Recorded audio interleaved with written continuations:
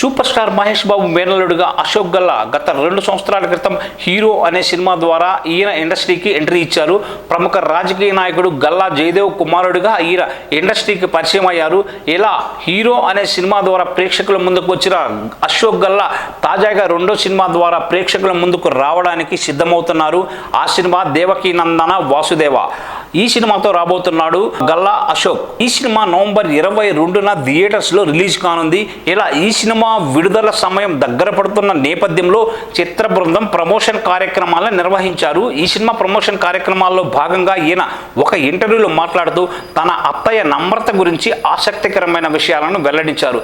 ఈ సందర్భంగా నమ్రత గురించి అశోక్ గల్లా మాట్లాడుతూ, నమ్రత చాలా సపోర్టివ్గా ఉంటారు. నేను ఇండస్ట్రీలోకి వస్తే ఎలా ఉండాలి, ఏం చేయాలి, ఏం చేయకూడదు అనే విషయాల గురించి ఎంతో అద్భుతంగా తెలియజేశారు. నేను హీరోగా వద్దామనుకునే ముందు బాగా జుట్టు పెంచి పోర్ట్ఫోలియో తీయించుకుందాం అనుకున్నాను.